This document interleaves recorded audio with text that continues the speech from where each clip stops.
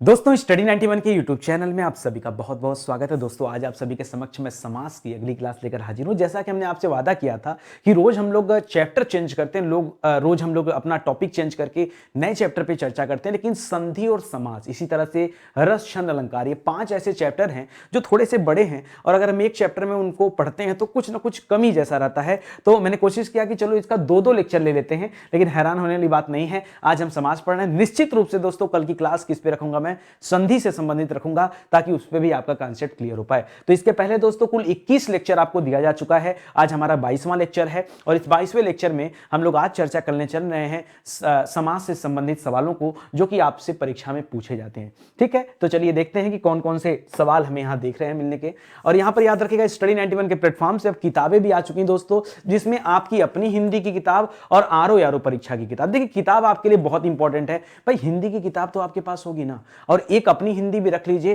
तो याद रखिए फिर चांद लग जाएगा। जी हां दोस्तों, जबरदस्त किताब है, बहुत मेहनत से 2 साल के मेहनत में दोस्तों इस किताब को मैंने तैयार किया है। आप परचेज कीजिए, फिर आप कहेंगे कि सर जो आपने कहा था बिल्कुल सही कहा। 5000 क्वेश्चन के साथ पूरा विस्तार से एक एक चैप्टर पर व्याख्या भी किया गया। दोस्तों हमारा हेल्पलाइन नंबर है, समय समय पर और भी किताबें लॉन्च होती रहेंगी, तो यहां पर ये नहीं हो सकता कि सारी किताबें इस स्लाइड पे आ जाएं, इसलिए दोस्तों आप कॉल करके पता कर सकते हैं। अलग अलग परीक्षाओं के लिए, अलग अलग विषय के लिए भी किताबें अवेलेबल हैं, मौजूद हैं, और भी नई नई किताबें बन रही हैं, तो उसके बारे में जानकारी प्राप्त कर सकते हैं। चलिए शुरू करते हैं प्रश्नों की सिलसिला। ठीक है, लिख रहा दोस्तों समास का अर्थ क्या होता है। बहुत कॉमन सा क्वेश्चन शुरुआत में मैंने लिया है कि समास का अर्थ क्या होता है, आपको बताना है। लिख रहा है समास का मतलब होता है संक्षेप। देखिए दो चीज होता है, समास का मतलब क्या होता है और संधि का मतलब क्या होता है। ठीक है, समास और संधि याद रखिएगा, इन दोनों के अलग अलग अर्थ होते हैं। आपको बताना समास का मतलब क्या होता है, तो याद रखिएगा समास का अर्थ होता है दोस्तों संक्षेप। क्या होता है दोस्तों, समास क्या करता है, किसी चीज को संक्षेप में करता है। जैसे मैं एग्जांपल दे रहा हूं, देखो मैं साबित करके भी दिखा दूंगा कि सर कैसे इसका अर्थ संक्षेप होता है। जैसे मैंने लिख दिया राजा का पुत्र, क्या लिख दिया, राजा का पुत्र। अब यार ये तो बहुत बड़ा शब्द है, राजा का पुत्र। यहां पर देखिए 1 वर्ड, 2 वर्ड, 3 वर्ड, 4, 5 वर्ड, उसके साथ मात्राएं भी हैं ढेर सारी। अब इसी को हमने लिख दिया कि राजपुत्र, क्या लिख दिया, राजपुत्र लिख दिया, या फिर राजपुत्र लिख दिया, या फिर राजपूत भी इसी को बोल देते हैं, ये लिख दिया। अब ये छोटा वर्ड हो गया, अब ये क्या हो गया, छोटा वर्ड हो गया। तो इसी तरह से दोस्तों बड़े को संक्षेप में कर दिया। समास क्या करता है, संक्षेप में करने का काम करता है। और संधि क्या करता है दोस्तों, तो संधि क्या करता है दोस्तों, ये याद रखेगा। संधि जैसे मान लीजिए कहीं पर संधि क्या करता है दोस्तों, ये विस्तार का काम करता है। संधि विस्तार का काम करता है। पहले याद रखिएगा कैसे, जैसे कहीं पर लिखा होता है विद्यालय ना, तो ये तो शब्द है, आपको कहा जाता है दोस्तों इसका संधि विच्छेद करिए। ठीक है, तो विस्तार भी कर सकते हो और विच्छेद का भी काम करता है। विच्छेद का तात्पर्य होता है अलग अलग करना, तब आप कहते हैं सर इसे कहते हैं विद्या धन आलय। ये विद्या और आलय 2 शब्दों से मिलकर बना है विद्यालय। ठीक है, तो याद रखिएगा ऐसे में आपका जवाब क्या हो जाएगा, संक्षेप आपका जवाब हो जाएगा। और संधि पूछता है तो जवाब क्या हो जाएगा, याद रखिएगा फिर विच्छेद आपका जवाब हो जाएगा या विस्तार आपका जवाब हो जाएगा। तो इस सवाल का सही अर्थ क्या है, ऑप्शन नंबर 1, 2 है सही उत्तर हो जाएगा। आगे बढ़िए, निम्नलिखित में से कौन सा समास नहीं है, कौन सा दोस्तों समास नहीं है बताना है। तो समास के कुल कितने भेद होते हैं दोस्तों, सबसे पहले हम लोग पढ़ते हैं अव्ययी भाव समास। क्या पढ़ते हैं, अव्ययी भाव समास को पढ़ते हैं। दूसरे नंबर पे पढ़ते हैं दोस्तों तत्पुरुष समास। ठीक है, तत्पुरुष समास पढ़ते हैं। याद रखेगा कुछ लोग तत्पुरुष समास के अंतर्गत ही, याद रखेगा ये 3 नंबर और 4 नंबर मानते हैं।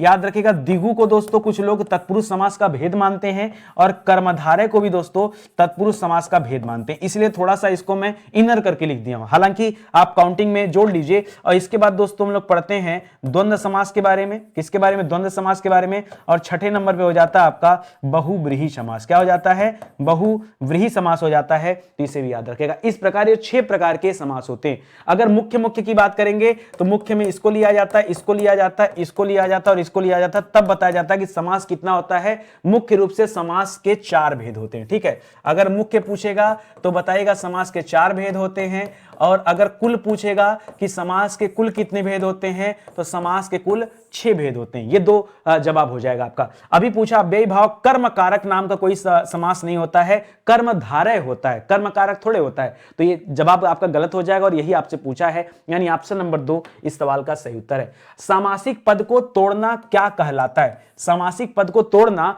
यह क्या कहलाता है दोस्तों। मान लीजिए आपने लिख दिया पदच्युत, क्या लिख दिया दोस्तों, पदच्युत लिख दिया। ठीक है, अब पदच्युत का मतलब क्या होता है दोस्तों, पद से च्युत। क्या होता है दोस्तों, पद से च्युत हो जाता है, यानी जो पद से हटा दिया गया हो उसे पदच्युत कहते हैं। तो दोस्तों ये आपका मूल शब्द था और ये आपने क्या कर दिया, समास विग्रह कर दिया। तो ये समास विच्छेद थोड़े होता, संधि विच्छेद होता है। याद रखें, समास का विग्रह किया जाता है, यानी उसको तोड़ करके अलग अलग करना, यह समास विग्रह कहलाता है, विच्छेद नहीं कहलाता है। ठीक है, आगे बढ़िए। लिख रहा है जिस समास में उत्तर पद की प्रधानता होती है। ये बड़ा कॉन्सेप्चुअल दोस्तों टॉपिक है, तो मैं आपको आज एक बार में क्या करता हूं, ये पूरा सवाल जितना बन सकता है सब बता देता हूं। सुनो ध्यान से। पहले तो आप दो बात याद रखेगा, एक होता है पूर्व पद, और पूर्व पद का मतलब क्या होता है, पहले वाला पद। ठीक है, पहले वाला जो पद होता है दोस्तों पूर्व पद होता है। दूसरा होता है उत्तर पद। ठीक है, उत्तर पद, उत्तर पद का मतलब क्या होता है, बाद वाला पद। ठीक है, जो पहले वाला पद होता है वो पूर्व पद होता है, जो उत्तर पद होता है वो बाद वाला पद होता है। अब आपसे पूछता है कि अलग अलग समास में कौन किसका कौन सा पद प्रभावी होता है। ठीक है, चलिए एक एक लिखते हैं दोस्तों। सबसे पहले आप लिख लीजिए अव्ययी भाव समास। क्या लिखे, सबसे पहले आप लिखिए अव्ययी भाव समास। ठीक है, दूसरे नंबर पे आप लिखिएगा तत्पुरुष समास। ठीक है, अभी थोड़ी देर पहले दोस्तों मैंने आपको बताया था कि बहुत सारे लोग तत्पुरुष का ही भेद मानते हैं, किसे, द्विगु समास को भी इसी का भेद मानते हैं, और किसको, कर्मधारय समास को भी इसी का भेद मानते हैं। ठीक है, तो इसको यहां पे लिख लीजिए। चौथे के बाद दोस्तों आप पांचवें नंबर पे आ जाइए। पांचवा मैं यहां लिख दे रहा हूं। पांचवें नंबर पे आ जाता है दोस्तों द्वंद्व समास, द्वंद्व समास, और छठे नंबर पे लिख लीजिएगा बहुब्रीहि समास। यही तो आपने पढ़ा है। आइए अब एक एक कॉन्सेप्ट दोस्तों आपका क्लियर करता हूं। पेन का कलर चेंज कर लेता हूं ताकि आपको अच्छे से समझ में आ पाए। दोस्तों अव्ययी भाव समास जो होता है, याद रखेगा अव्ययी भाव समास में क्या होता है, याद रखेगा इसमें पूर्व पद प्रधान होता है। क्या होता है, अव्ययी भाव समास में पूर्व पद क्या होता है, प्रधान होता है। पूर्व पद प्रधान हो गया, इसका मतलब उत्तर पद क्या हो गया, वो गौण हो जाता है। ठीक है, उसी प्रकार से जब तत्पुरुष में आते हैं तो तत्पुरुष में आता है, याद रखेगा उत्तर पद। जी हां दोस्तों, यहां उत्तर पद प्रधान बन जाता है, क्योंकि द्विगु समास और कर्मधारय समास ये किसके भेद माने जाते हैं, ये तत्पुरुष के भेद माने जाते हैं। इसीलिए द्विगु समास में भी उत्तर पद ही प्रधान होता है।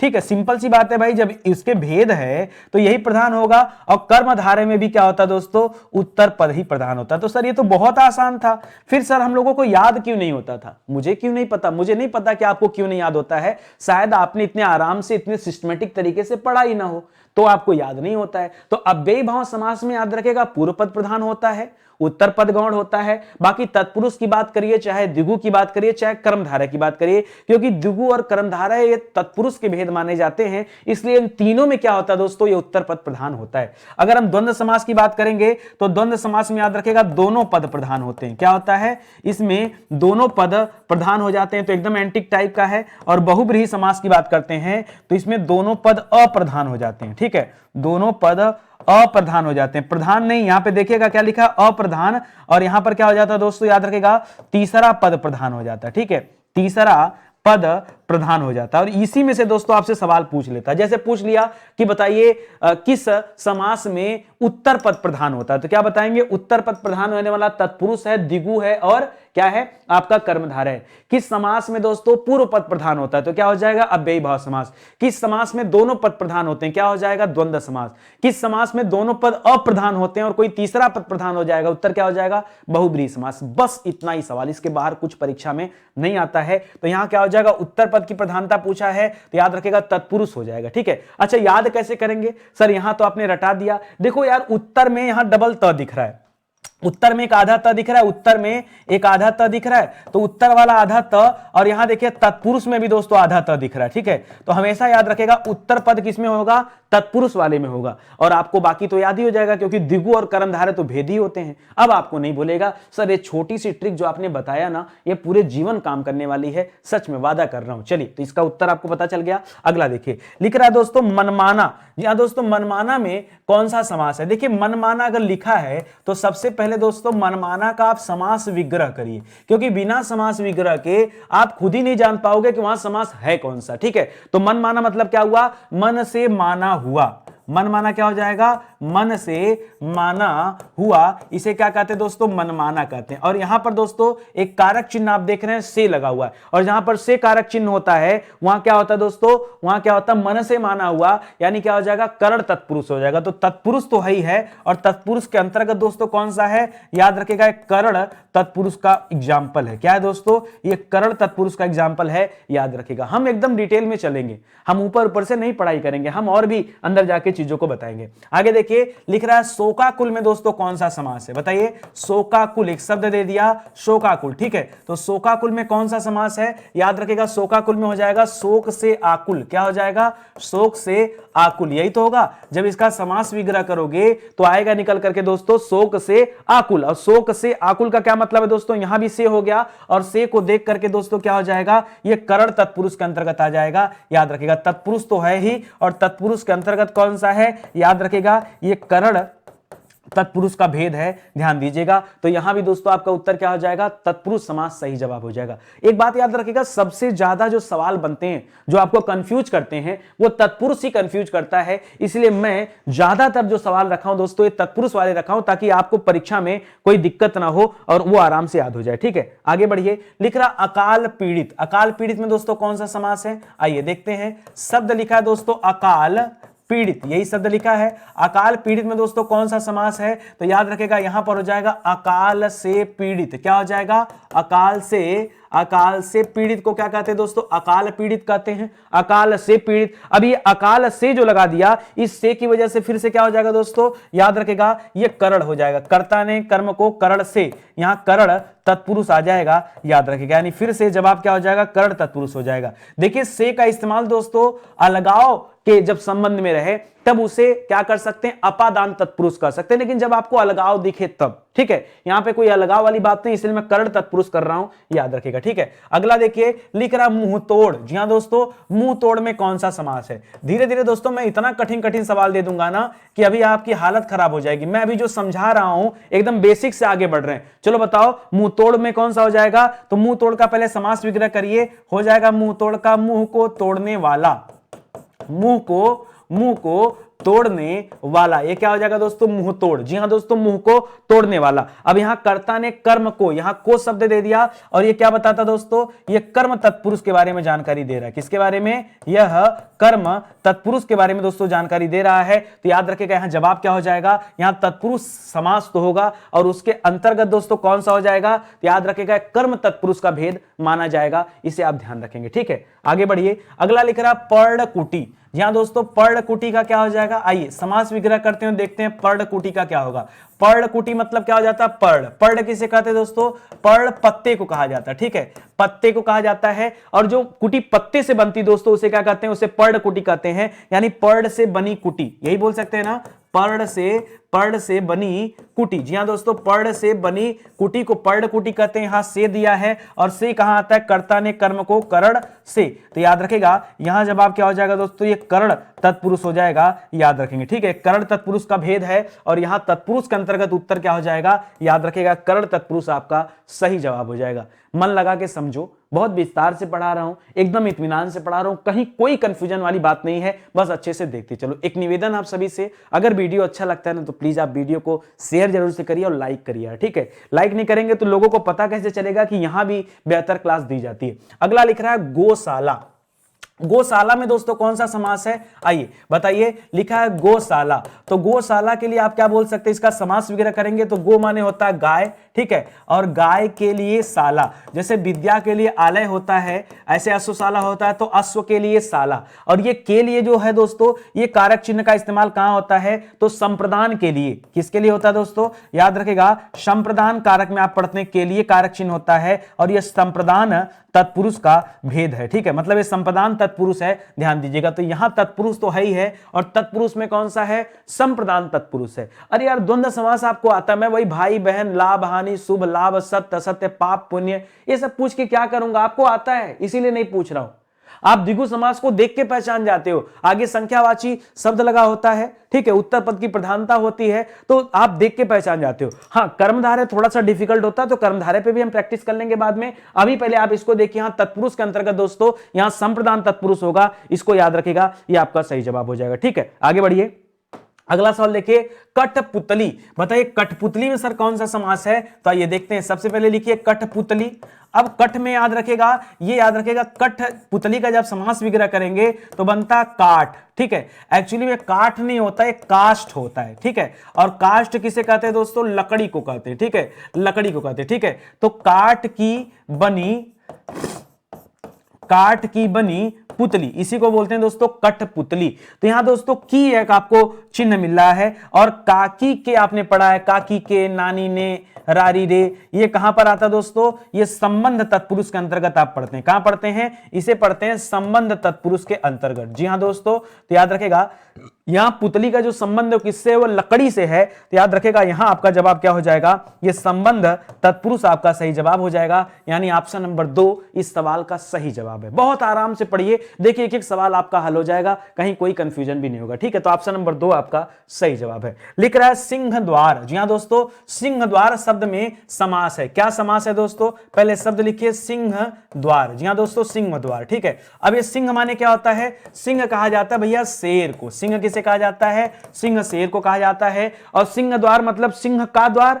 क्या हो जाएगा? सिंह का द्वार। तो याद रखेगा काकी के, ठीक है, काकी के ये शब्द कहां पे आते हैं? याद रखेगा ये शब्द आते हैं दोस्तों संबंध में। कहां पर आते हैं? ये संबंध तत्पुरुष में आते हैं। तो यहां भी आपका जवाब क्या हो जाएगा? संबंध तत्पुरुष। ठीक है, अच्छा कुछ बच्चे सोचेंगे कर्ता ने कर्म को आ जा रहा है। ठीक है, तो कर्म यहां पर नहीं होगा, ध्यान दीजिएगा, कर्मधारय भी नहीं, यहां तत्पुरुष समास है। और तत्पुरुष में क्या है दोस्तों? याद रखेगा तत्पुरुष में यह संबंध तत्पुरुष आएगा। याद रखेगा बहुत ज्यादा सवाल दोस्तों तत्पुरुष से परीक्षा में पूछा जाता है। हर एक वैरायटी का सवाल मैं आपको दे रहा हूं, हर एक तरह के सवाल दे रहा हूं। अभी इसके पहले आपने लगातार कर्म कारक वाले पढ़ा और आपने कर्ता कारक देखे नहीं होता, कर्म कारक का सवाल देखा, करण कारक का सवाल देखा, संप्रदान का सवाल देखा, अभी संबंध का सवाल देख रहे हैं। तो बढ़िया से आप पढ़ते चलिए, अपादान का भी कुछ सवाल मिल जाएंगे आपको। आगे लिख रहा है सदगति। जी हाँ दोस्तों, सदगति ये थोड़ा सा डिफिकल्ट सवाल है दोस्तों।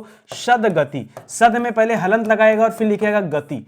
ठीक है, अब देखिए यहां जो सद शब्द है, ठीक है, सद, इस सद का तात्पर्य होता है दोस्तों अच्छा। ठीक है, क्या होता है? इस सद का तात्पर्य क्या होता है? अच्छा होता है। और सदगति याद रखेगा अच्छी गति को बोलते हैं। ठीक है, सद अच्छा मतलब अच्छी होता है, सद अच्छी गति। ठीक है, अच्छी गति को दोस्तों सदगति कहते हैं। याद रखेगा अच्छी गति को क्या कहा जाता है? सदगति कहा जाता है। और अच्छी गति ये तारीफ के शब्द हैं, इसलिए यहां कर्मधारय समास करेगा, ये तत्पुरुष में नहीं आता। बहुत बच्चे यहां कंफ्यूज होते हैं। अच्छा एक चीज और बता दूं, कुछ लोग समझते हैं कि सर सदगति जैसे बना हुआ है, ऐसे सदगति जैसे बहुत सारे शब्द होते हैं, जैसे सर सदधन उपयोग बराबर सदुपयोग हो सकता है। ठीक है सर, ये हो जाता है, सर ये भी तो हो सकता है। तो याद रखेगा यहां जो आप पढ़ते सदधन उपयोग, आप सोचेंगे कि सद को देख करके यहां क्या कर दिया जाए, यहां अव्ययी भाव समास कर लिया जाए, तो आपका जवाब गलत हो जाएगा। याद रखेगा यहां अव्ययी भाव समास नहीं होगा, कर्मधारय समास होता है। ये आप स्टार लगा लीजिए, बहुत अच्छा सवाल है, परीक्षा में आता है तो बच्चे बहुत गलतियां करते हैं।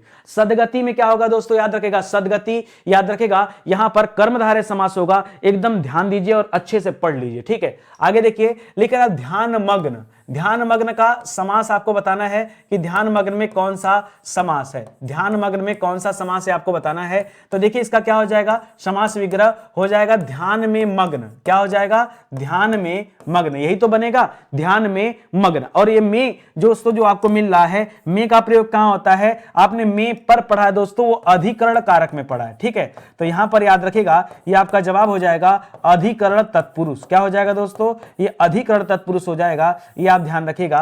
तो यहां पर जो सही उत्तर है क्या हो जाएगा? ये अधिकरण तत्पुरुष हो जाएगा, मतलब ये तत्पुरुष का ही भेद है। ऑप्शन नंबर 3 आपका सही जवाब। आ गया बात समझ में? बहुत आसान है, बस अच्छे से देखिए। अगला सवाल देखिए, लिख रहा है जनतंत्र। जी हां दोस्तों, जनतंत्र जो शब्द लिख रहा है यह किस समास के अंतर्गत आता है? आइए जनतंत्र की बात कर लेते हैं। जनतंत्र जो लिखा है, जब इसका समास विग्रह करेंगे तो आपको मिलेगा जन। जन का मतलब क्या होता है दोस्तों? जन का तात्पर्य यहां जनता से होता है। ठीक है, तो जनता का तंत्र, जी हां दोस्तों, जनता के तंत्र को क्या कहा जाता है? जनतंत्र कहा जाता है। और यहां जनता का जो तंत्र लिख रहा है दोस्तों, ये का क्या हो जाएगा? ये आ जाएगा काकी के, उसी वाले में आ जाएगा ना, का के, ये आपने कहां पढ़ा था? ये आपने पढ़ा था संबंध तत्पुरुष में। कहां पढ़ा था?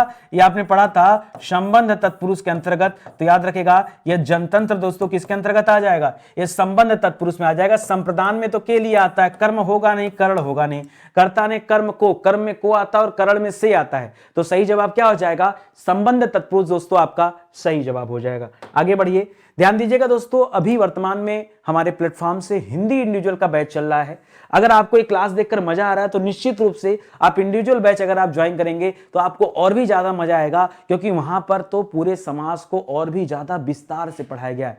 ऐसे 30 सवाल क्यों, ऐसे 100, 200, 300 सवाल की प्रैक्टिस दोस्तों वहां कराई गई है। आप आइए, ऐसे ही नहीं दोस्तों, यहाँ 3000 क्वेश्चन प्रैक्टिस है। इस बैच में 3000 से अधिक क्वेश्चन प्रैक्टिस दोस्तों मैं आप सभी को कराया हूं। आप अगर इस बैच को ज्वाइन करेंगे तो खुश जरूर होंगे। जी हां दोस्तों, बहुत मजा आएगा और आपको लगेगा सर क्वालिटी कंटेंट मिला हमें इस बैच में, मजा आएगा पढ़ के। यह हमारा हेल्पलाइन नंबर है जिस पर कॉल करके आप संपर्क कर सकते हैं। धीरे धीरे दोस्तों इसी तरह से हम अलग अलग विषय का फाउंडेशन बैच भी तैयार कर रहे हैं। वो फाउंडेशन बैच जब आप पढ़ेंगे तो आपको और ज्यादा मजा आएगा और ज्यादा अच्छा फील होगा। ठीक है, आइए आगे बढ़ते हैं दोस्तों, अगला सवाल देखते हैं। ध्यान से देखिएगा क्या लिखा है। लिख रहा है बैलगाड़ी। जी हां दोस्तों, बैलगाड़ी में आपको बताना है कौन सा समास है। ये थोड़ा सा डिफिकल्ट सवाल, अब आपने सेंटर पे पहुंच चुके हैं दोस्तों, तो अब थोड़ा सा कठिन सवाल दोस्तों मैं आपको दूंगा और आपको बड़े ध्यान से सोच समझ के जवाब देना है, गलती मत करिएगा। ठीक है, तो बैलगाड़ी का क्या हो जाएगा दोस्तों? तो याद रखेगा, अब इसको दो तरह से लोग पढ़ते हैं। एक तो पढ़ते हैं कि बैल से चलने वाली गाड़ी, क्या पढ़ते हैं? बैल से चलने वाली गाड़ी, एक तो एक आते हैं। ठीक है, और दूसरा कहा जाता है दोस्तों बैल की गाड़ी। ठीक है, बैल की गाड़ी। ठीक है, बैल की गाड़ी। तो अब बात आती है दोस्तों कि यहां किया क्या जाए। ठीक है, यहां बैल से चलने वाली गाड़ी किया जाए या फिर क्या कहा जाए? तो बैल की गाड़ी कहा जाए। याद रखेगा, बैल की गाड़ी नहीं दोस्तों, बैल की गाड़ी नहीं है, बैल से चलने वाली गाड़ी है। ठीक है, तो याद रखेगा बैल की गाड़ी जहां लिखा हो गलत जवाब है। यह हो जाएगा दोस्तों आपका तत्पुरुष समास। जी हां दोस्तों, यह तत्पुरुष समास हो जाएगा, बैल से चलने वाली गाड़ी। और अगर आप इसके अंदर जाएंगे दोस्तों तो क्या मिल जाएगा? कर्ता ने कर्म को करण से, ये दोस्तों करण तत्पुरुष हो जाएगा। ठीक है, करण तत्पुरुष हो सकता है, तो याद रखेंगे यहां पर ये हो जाएगा, क्योंकि अलगाव है नहीं यहां पर। ठीक है, रसोई घर में दोस्तों कौन सा समास है? आइए देखते हैं। रसोई घर लिख दीजिए पहले, रसोई घर। और अब बताइए यहां समास कौन सा है? तो आपको मिलेगा रसोई के लिए घर। क्या हो जाएगा दोस्तों? रसोई के लिए। रसोई मतलब वो स्थान जहां खाना पीना बनता है, तो रसोई के लिए घर। और यहां पर दोस्तों ये के लिए जो है ये कहां पर आता है? संप्रदान कारक में आता है। किसमें आता है? ये संप्रदान कारक में आता है, इसीलिए जवाब किसका हो जाएगा दोस्तों? ये संप्रदान तत्पुरुष यहां निकल कर आ जाएगा। तो याद रखेगा तत्पुरुष के अंतर्गत भी कहां आ जाएगा? ये संप्रदान तत्पुरुष के अंतर्गत आएगा, रसोई घर। तो यहां पे जो सही जवाब है ये संप्रदान तत्पुरुष या तत्पुरुष आपका सही जवाब हो जाएगा। हम तो और ज्यादा डिटेल में चल रहे हैं, आप आराम से देखते चलिए। ठीक है, आगे बढ़िए दोस्तों, अगला देखिए। लिख रहा है जन्मांध। जन्मांध में दोस्तों समास बताइए कि जन्मांध में कौन सा समास है। आइए, ठीक है, जन्मांध लिखते हैं दोस्तों। जब आप इसका समास विग्रह करेंगे तो आपको मिलेगा जन्म से अंधा। ठीक है, क्या मिलेगा दोस्तों? यहां मिलेगा जो व्यक्ति जन्म से अंधा हो, जन्म से अंधा हो, उसे क्या कहते हैं दोस्तों? उसे जन्मांध कहते हैं। लेकिन यहां पर ये से कोई अलगाव को नहीं दिखा रहा है। ठीक है, तो याद रखेगा, इसलिए दोस्तों यहां पर क्या हो जाएगा? ये करण कारक हो जाएगा और ये जवाब जो होगा ये करण तत्पुरुष के अंतर्गत ही आएगा। तो याद रखेगा ऐसे में आपका जवाब क्या हो जाएगा? करण तत्पुरुष हो जाएगा। यानी ऑप्शन नंबर 1 दोस्तों सही जवाब हो जाएगा। जन्मांध में क्या है दोस्तों? ये करण तत्पुरुष हो जाएगा, इसे याद रखेगा। ठीक है, आगे बढ़िए, अगला सवाल देते हैं। लिख रहा देशभक्ति में दोस्तों कौन सा समास है? आइए पढ़िए और जवाब देते चलिए। देशभक्ति, आइए देखते हैं दोस्तों देशभक्ति में कौन सा समास है। ठीक है, देशभक्ति अगर आपने लिखा तो अब आप यहां करेंगे समास विग्रह इसका, तो आएगा देश के लिए भक्ति। क्या आएगा दोस्तों? देशभक्ति से तात्पर्य क्या है? देश के लिए भक्ति। ठीक है, और यहां जो के लिए शब्द आ गया ये कहां आता है दोस्तों? ये संप्रदान में आता है। तो जाहिर सी बात है संप्रदान के लिए हो जाएगा, संप्रदान तत्पुरुष के अंतर्गत आ जाएगा। और आपका जवाब क्या हो जाएगा कि तत्पुरुष तो सही जवाब है। और तत्पुरुष में भी क्या हो जाएगा दोस्तों? ये संप्रदान तत्पुरुष हो जाएगा, यानी ऑप्शन नंबर 2 आपका राइट आंसर हो गया। ठीक है, चलिए आगे बढ़िए, अगला सवाल देखिए। लिख रहा है गौशाला। ये तो मैं आपको पढ़ा चुका हूं, चाहे गौशाला लिखिए चाहे गौशाला लिखिए कोई अलग बात नहीं है। तो याद रखिएगा गौशाला का जो समास विग्रह होगा वो होगा दोस्तों गौ। गौ यानी चाहे आप गो कहिए चाहे आप इसे गाय कहिए। तो याद रखिएगा गाय के लिए शाला, बताया था आपको, गाय के लिए शाला को दोस्तों गौशाला कहते हैं। और यहां के लिए जो दिया है ये क्या हो जाएगा? ये संप्रदान तत्पुरुष आ जाएगा, संप्रदान तत्पुरुष आ जाएगा तो इस सवाल का जो सही जवाब है ये क्या होगा, संप्रदान तत्पुरुष होगा, यानी तत्पुरुष वाला जवाब आपका राइट आंसर है। ठीक है, ऑप्शन नंबर 1 दोस्तों यहां सही उत्तर आपने कर लिया। आगे देखिए लिख रहा राजपुत्र। जी हां दोस्तों, राजपुत्र क्या हो जाएगा, पीछे ही दोस्तों मैंने आपको बताया था शुरुआत में ही राजपुत्र का समास विग्रह क्या होता है, याद रखेगा राजा का पुत्र। जी हां दोस्तों, राजा का पुत्र। तो याद रखेगा इस पुत्र का संबंध किसके है, काकी के, याद रखेगा, और राजा से संबंध है, यानी यहां पर क्या हो जाएगा, यहां संबंध तत्पुरुष जवाब होगा आपका, याद रखेगा। राजपुत्र में दोस्तों कौन सा समास है, यहां पर संबंध तत्पुरुष होगा, याद रखेगा, क्योंकि राजा के पुत्र की बात कर रहा है इसलिए तत्पुरुष तो ही है, और तत्पुरुष के अंदर आपका जवाब क्या है, याद रखेगा संबंध तत्पुरुष है, इसे ध्यान रखिएगा। ठीक है, आगे बढ़िए। अगला लिख रहा है नेत्रहीन। यहां दोस्तों नेत्रहीन, जैसे जन्मांध पीछे लिखा था वैसे ही दोस्तों नेत्रहीन का भी बना लीजिए। लिख रहा नेत्रहीन क्या हो जाएगा, देखिए नेत्रहीन को आप कह सकते हैं नेत्र, नेत्र यानी आंख। ठीक है, नेत्र का तात्पर्य क्या है दोस्तों, आंख। ठीक है, नेत्र से हीन। ठीक है, नेत्र से हीन, याद रखिएगा। और अब यहां पर क्या हो जाएगा दोस्तों, यहां जो से लिख रहा है दोस्तों, इस से की वजह से क्या हो जाएगा, ये करण तत्पुरुष होगा, अलगाव को मत रखिएगा। ठीक है, यहां भी आपका जवाब क्या होगा, ये करण तत्पुरुष के अंतर्गत ही आएगा। ठीक है, अलगाव जब एकदम होता है नेत्रहीन तो मतलब शुरुआत से नेत्रहीन, ठीक है, तो वो होता है, याद रखिएगा। लिख रहा है जल पुरुष। जी हां दोस्तों, जल पुरुष, अग्नि पुरुष, वायु पुरुष, इस तरह से कुछ भी परीक्षा में दे सकता है, तो याद रखिएगा ये जो जल पुरुष शब्द है यहां पर दोस्तों कौन सा समास विग्रह बनेगा, कैसे, तो याद रखिएगा जल का पुरुष। जी हां दोस्तों, जल का पुरुष या जल से बना पुरुष दोस्तों ये कह सकते हैं। ठीक है, चाहे जल का पुरुष कहिए, चाहे कहिए उसे जल से बना पुरुष, यानी ऐसा पुरुष जिसकी उत्पत्ति कैसे हुई दोस्तों, जल से हुई है, उसी को आप जल पुरुष कह सकते हैं। और यहां भी दोस्तों क्या हो जाएगा, ये आपका तत्पुरुष समास का भेद हो जाएगा। इसी तरह से अग्नि पुरुष भी हो सकता है, वायु पुरुष भी होता है, तो आप घबराइए मत। ठीक है, राजनेता में दोस्तों कौन सा समास है, आइए देखते हैं। राजनेता, जी हां दोस्तों, राजनेता का समास विग्रह क्या होगा, पहले ये बताइए। अब आप सोचेंगे राजा का नेता, यही बोलेंगे, मुझे पता है आपके दिमाग में ऐसे ही उठपटांग आएगा। राजा का नेता नहीं दोस्तों, राजनेता कहा जाता है राज्य का नेता। किसे कहा जाता है, राज्य का नेता। और यहां पर काकी के है और इसका संबंध कारक हो जाएगा, आप सभी जानते हैं, तो उत्तर क्या हो जाएगा दोस्तों, संबंध तत्पुरुष हो जाएगा। आज मुझे लगता है कि तत्पुरुष को आपने इतना पढ़ लिया कि कहीं कोई कंफ्यूजन ही नहीं है, अब आपको सब पता चल गया, हर एक तरह के सवालों में आप अपना उत्तर जरूर ढूंढ पाएंगे। ठीक है, आगे बढ़िए। लिख रहा है वनवासी। जी हां दोस्तों, वनवासी। वनवासी में दोस्तों कौन सा समास है, आइए देखते हैं। वनवासी, अब एक चीज तो हमें मिल गया सर कि वनवासी, वन तो यहां पे रहेगा, वन का तात्पर्य क्या दोस्तों, जंगल, जंगल, अरण्य, कुछ भी कहिए, तो वनवासी यानी वन में वास करने वाला, निवास करने वाला, आप बोल सकते हैं बिल्कुल वन का वासी बोल सकते हैं दोस्तों, या वन में निवास करने वाला ये भी बोल सकते हैं। और यहां क्या हो जाएगा, एक काकी के की वजह से दोस्तों यहां भी याद रखेगा संबंध तत्पुरुष आएगा। ठीक है, क्या आएगा, संबंध तत्पुरुष होगा। और जो सही जवाब क्या हो जाएगा, याद रखेगा तत्पुरुष समास हो जाएगा। तत्पुरुष समास यहां भी आपका राइट आंसर हो जाएगा। चलिए आगे बढ़ते हैं। लिख रहा है गंगा जल। जी हां दोस्तों, गंगा जल में दोस्तों कौन सा समास है, आइए समास विग्रह करते हैं, फटाफट करते हैं समास विग्रह। गंगा जल दे दिया तो गंगा जल में क्या हो जाएगा, गंगा का जल, यही तो होगा, गंगा का जल। और एक काकी के कहां आता है दोस्तों, ये संबंध तत्पुरुष में आता है, कहां आता है, यह संबंध तत्पुरुष में काकी के, नानी ने, रारी रे, इस तरह का चीज आता है। तो यहां क्या हो जाएगा, गंगा का जल जो है दोस्तों ये संबंध तत्पुरुष यहां पर आपका सही जवाब हो जाएगा। बहुत सारे बच्चे यहां कर्मधारय करते हैं, गलत जवाब है, बहुब्रीहि भी नहीं होगा या द्वंद्व भी नहीं होगा। ठीक है, सही जवाब क्या होगा, ऑप्शन नंबर 1 हो जाएगा। आगे बढ़िए। वज्रदेह। जी हां दोस्तों, वज्रदेह, जैसे पीछे जल पुरुष दिया था ठीक वैसे ही दोस्तों इसका करना है आपको, वज्रदेह। अब वज्रदेह का क्या हो जाएगा दोस्तों, जब इसका समास विग्रह करेंगे तो आएगा वज्र का बना देह, या वज्र का देह। देह दोस्तों यहां शरीर को कहा जाता है। ठीक है, देह यानी बदन हो जाएगा, शरीर को कहा जाता है, तो याद रखेगा वज्र का देह हो जाएगा। तो क्या हो जाएगा, यहां पर काकी के को देख करके ही यहां पर आपका जवाब फिर से क्या हो जाएगा, संबंध तत्पुरुष हो जाएगा। क्या हो जाएगा, संबंध तत्पुरुष दोस्तों, ये आपका सही जवाब हो जाएगा। मजा आ गया पढ़ के ना, बढ़िया लगा दोस्तों, एक एक चीजें बस आराम से देखिए,